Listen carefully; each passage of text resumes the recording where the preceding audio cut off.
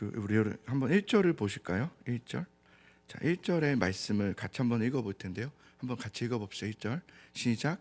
야곱이 길을 가는데 하나님의 사자들이 그를 만난지라 그랬죠.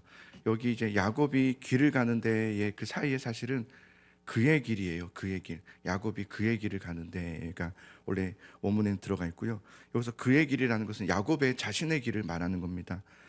그러니까 이게 뭐냐면 이 길은, 야곱이 가는 이 길은 야곱이 가고 싶어서 가는 길이거나 내가 임의로 정해서 내가 저 길을 가야지 하고 정한 그런 길이 아니라 어떤 길이었습니까? 하나님께서 가라고 하셨던 길 아닙니까? 하나님께서 이제는 너 가나안 땅으로 가라, 약속의 땅으로 가라, 고향의 땅으로 가라, 하나님이 인도하시는 길에 순종하는 길을 말하는 거예요. 그래서 야곱이 그의 길을 가는데 라는 것은 순종하는 길을 말하는 거죠. 하나님께서 말씀하신 그 길로 가고 있는 그 길을 말하는 거죠.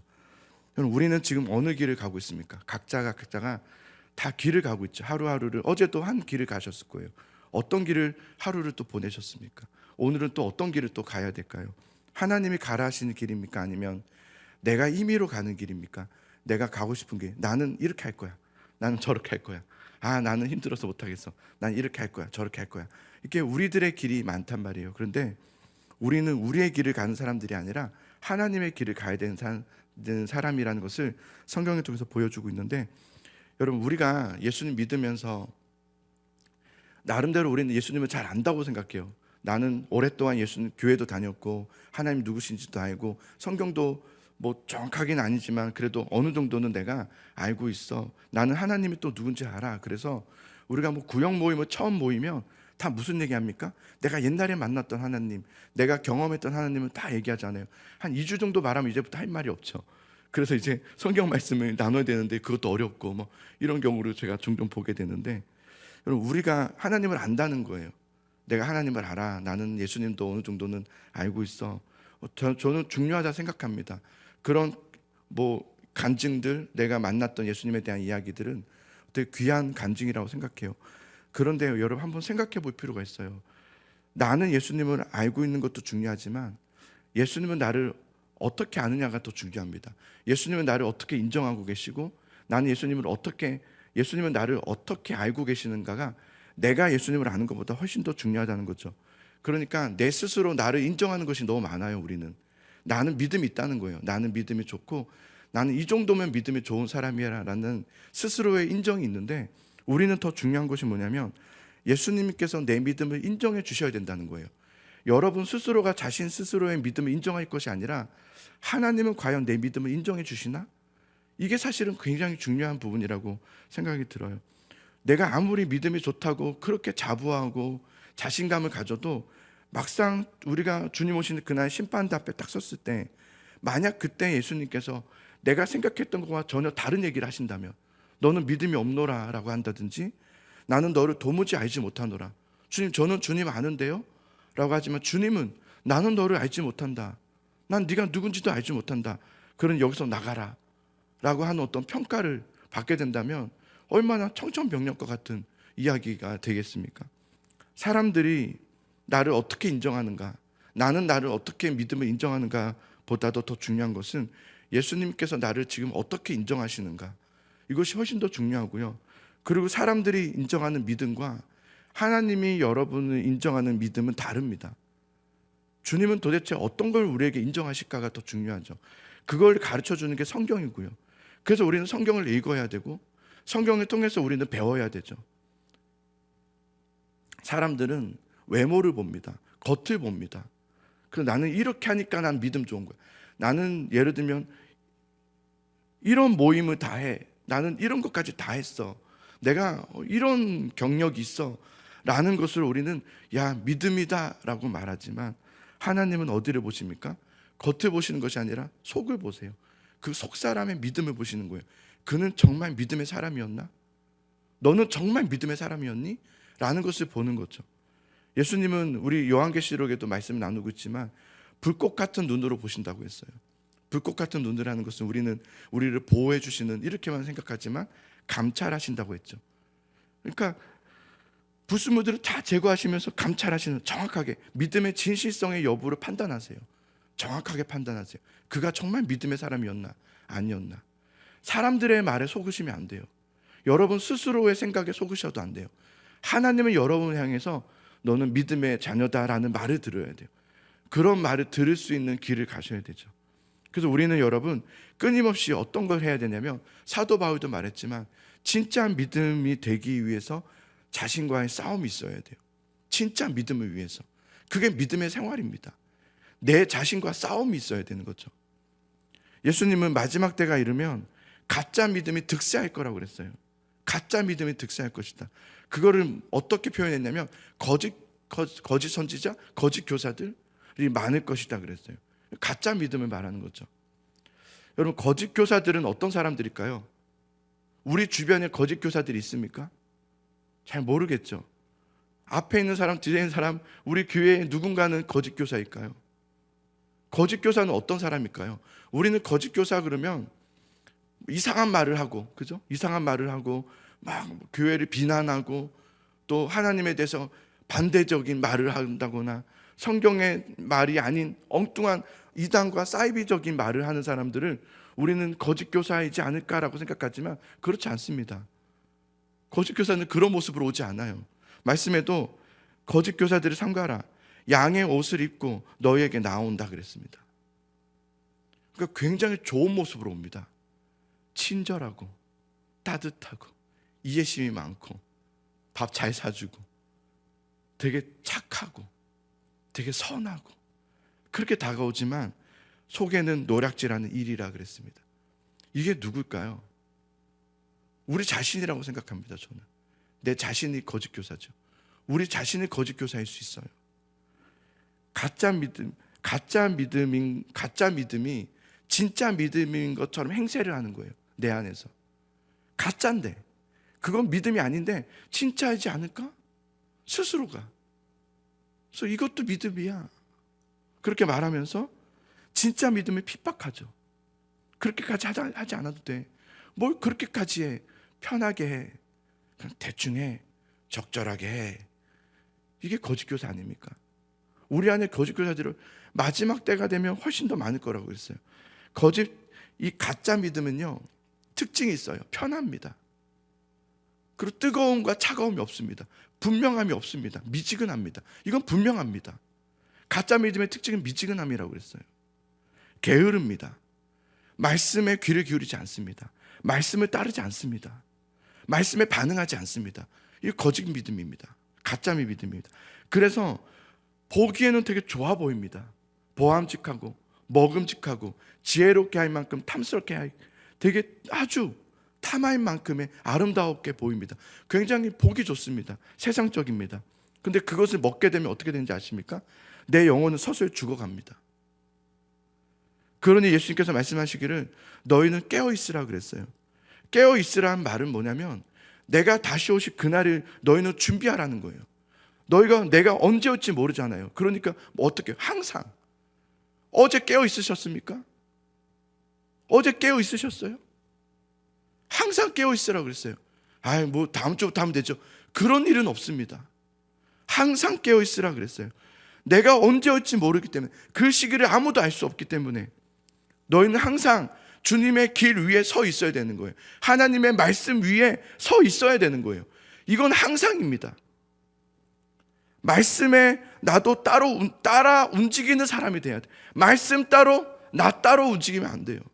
말씀에 내가 함께하고 말씀의 움직임에 나도 반응하고 살아있는 자가 돼야 되는 거예요.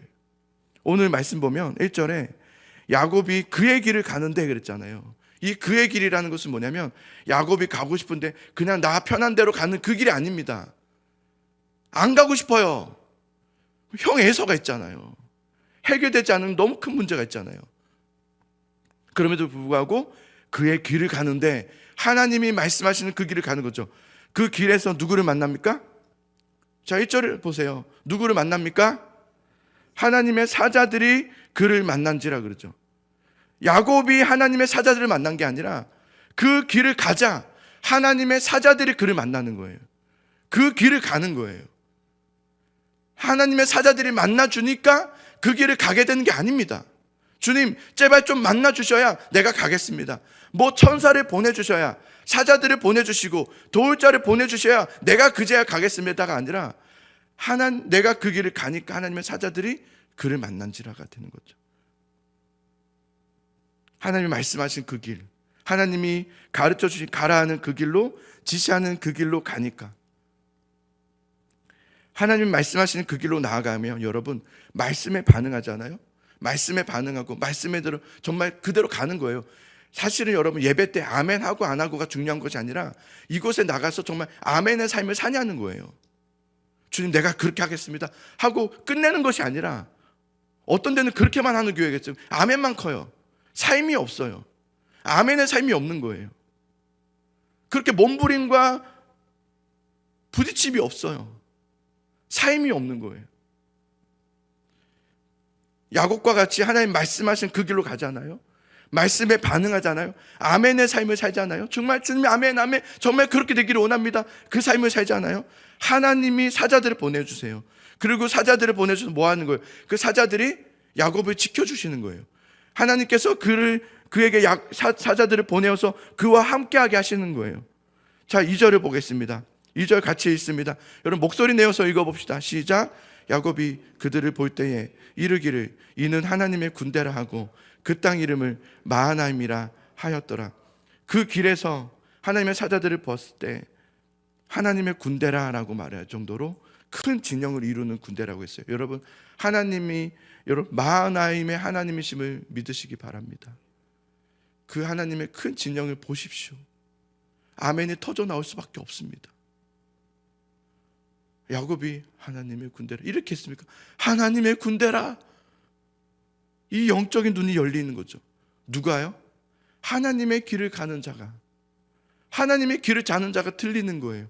하나님의 길을 가는 자가 아멘이 돼요. 이건 정말이에요. 하나님의 길을 가는 사람을 만나잖아요. 함께 대화를 나눠보면 영적인 것이 막 통해요. 주고받고 막 돼요. 왜? 하나님의 길을 가고 있다는 거예요. 그래서 참 귀하다. 또 때로는 여러분 그럴 때 있잖아요. 누군가를 만나서 대화하는데 그 길을 가지 않은 사람을 만나면 뭔가 대화가 거기서 멈춰요. 이제는 더 이상 하나님에 대한 이야기를 나눌 게 없어요. 왜냐하면 상대방에 공감을 하지 못하거든요. 전혀 공감이 안 되니까. 하나님의 길을 가는 사람들은 보여요. 그리고 그렇군요 주님, 저 말씀이 어떤 말씀인지를 깨닫는 거예요. 저는 우리 교회가 그렇게 되기를 간절히 소망해요. 저 말씀이 이 말씀이지 가 알게 되었으면 좋겠어요. 무슨 말씀인지 모르겠어. 이렇게 되면 안 되고요. 맞아. 이게 바로 아멘 맞아요 주님. 그렇게 되기를 저는 정말 간절히 바라요. 그렇게 야곱이 형 에서를 향해서 가는데요. 심부름꾼을 먼저 보내지 않습니까? 상황을 좀 살펴보라는 거예요. 그래서 보냈는데 심부름꾼이 가서 와서 말하기를 뭐냐면, 갔다 오니까 에서가 지금 400명을 사람들을 이끌고 오고 있다는 이야기를 듣게 돼요. 이 400명이 누구겠습니까? 군사들 아니었겠습니까? 에서가 그 칼을 차고 400명의 군사들을 데리고 지금 이곳으로 오고 있다. 이 소식에 야곱이 말씀 보면 두렵고 답답하여라고 했거든요. 얼마나 마음이 답답한지. 주님이 이거 어떻게 합니까? 답이 보이질 않는 거예요. 저는 이런 생각이 들었어요. 어제 우리 인생은 답이 보이지 않는 인생이구나라는 생각이 들었어요. 답을 찾지 말자. 답은 없다. 이런 생각이 들었어요. 답이 없다 그랬는데 인생은 답이 없는 거구나. 야곱이 그랬어요. 답이 없는 거예요. 주님 이거 내가 어떻게 해야 되죠? 그래서 어떻게 하냐면 지금 재물들이 있잖아요. 재물들을 두 대로 나눠라. 두 대로 나눠서 먼저 만약에 그 에서가 와서 한 대를 치면 한 대는 빨리 피신시키자는 거예요. 절반이라도 살리자는 거예요. 절반이라도 살리자. 그게 좀 더 계산적이지 않습니까? 낫지 않겠습니까? 그냥 한 뭉투르기 있다가는 그냥 한 번에 다 휩쓸려 버리면 안 되니까 일단 두 대로 좀 거리를 둬서 이것을 칠 때 여기는 빨리 빠져나가자. 그래서 이것만이라도 좀 살리자라는 계획을 세워요. 지금 상황이 급박하게 막 흘러가고 있지 않습니까? 그런데 그럴 때에 9절부터 12절에 보면은 야곱이 하나님 앞에 기도를 해요. 하나님, 내 조부의 아브라함의 하나님, 이삭의 하나님. 그래서 하나님을 막 불러요. 하나님께서 나에게 약속하신 길이 아닙니까? 하나님께서 가라 했던 그 길이 아니었습니까? 주님이 말씀하신 그 길로 내가 가고 있는 거 아닙니까? 그게 기도를 막 해요, 하나님 앞에. 그러면서 하나님의 말씀을 다시 생각해요. 베델에서 하셨던 그 말씀들을 생각하죠. 그리고 바단 아람에서 가라고 했던 그 말씀을 또 생각하죠. 그러면서 그래요, 주님. 그래서 어떻게 하냐면 지금 에서가 오고 있잖아요. 그러면은 처음에는 두 때로 나눠서 우리 반쪽만 살리자고 했잖아요. 근데 기도하고 나서 가자 그래요. 그래, 가자. 그래서 세 때로 나눠서 야곱에게로 보냅니다. 야곱에게로 보내요. 물론 이제 세 때로 나누어서 야곱의 그 에서의 마음을 좀 누그러뜨리기 위해서 선물 공세를 하는 거죠. 그렇게 하는 이유는 형 에서가 무서웠기 때문이라고 했어요. 마하나임의 하나님을 믿지만 형 에서는 무서운 거예요. 그래서 그러나 가는 거예요. 저는 이게요, 귀하다는 생각이 들어요. 귀하다. 그 야곱의 선물들을 보면요, 그 양이 어마어마하거든요. 지금의 상황이라면 아마 현대 사회의 어떤 대기업의 회장 정도 되는 정도예요. 그러니까 이 정도면 충분히 먹고 살 만큼, 일하지 않아도, 지금 노비들도 있고요, 일하지 않아도 될 만큼의 엄청난 부를 지금 야곱이 가지고 있었다는 것을 볼 수 있어요. 여러분, 그러면 자, 여러분, 우리 너무 성경을 남 얘기로 보지 말고 여러분의 이야기로 한번 봅시다. 여러분이 그만큼의 재산이 있어요. 한 대기업의 회장만큼의, 여러분 돈이 한 몇백억 있는 거죠. 아닌가? 제가 잘 모르겠는데 그룹의 회장들 얼마큼인지 모르겠지만 뭐 몇천억인가요? 뭐 그만큼의 재산을 가지고 있다고 생각해 봅시다. 어떻겠습니까? 자, 그런 재산을 가지고 있는데 하나님께서 저 멀리 800, 900km 되는 저 가나안 땅으로 가라. 거기 가면 형 에서가 너를 죽일지도 몰라요. 그 어려운 길이에요. 가라 하면 가겠습니까? 아니면은 굳이 저기 가질 않아도 그냥 다른 데 가서 살아도 충분히 편하게 살 수 있지 않습니까? 그런데 야곱은 자신이 생각하는 편안한 길로 가지 않습니다. 하나님께서 가라 하신 그 길로 갑니다.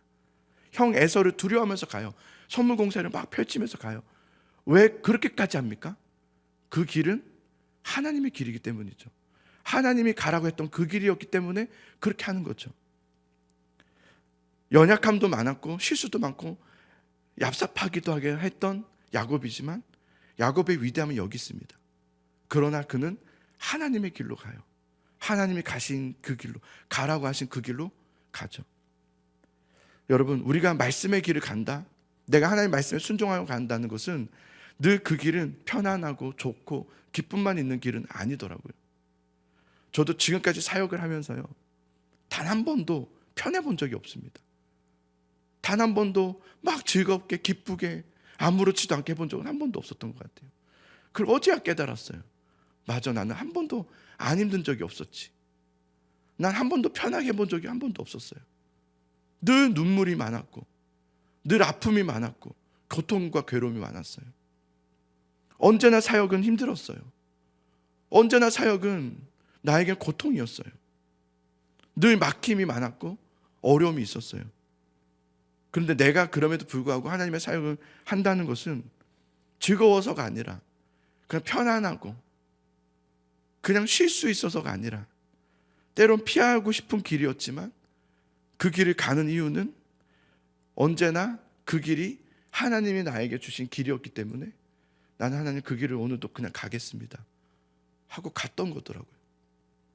그래서 다시 나도 주님, 힘들지만 답이 보이지 않지만 늘 그랬던 것처럼 나는 그 길을 가겠습니다 하고 가는 게 믿음의 길이더라고요. 사랑하는 성도 여러분, 우리가 그 믿음의 길을 갈 때 고되고 힘들 수 있습니다. 왜 이렇게 힘드냐, 왜 이렇게 나의 길은 어려울까가 아니라 그 길 속에서 우리는 하나님의 사자들이 우리에게 찾아와서 만나주시는 그 마하나임의 하나님을 경험하는 우리들이 될 수 있기를 간절히 소망합니다. 그래서 사랑하는 성도 여러분, 아직 된 거 없죠? 잘 되지 않죠? 언제까지 해야 될지 모르겠죠. 그런데 그 길을 가세요. 멈추지 말고 가십시오.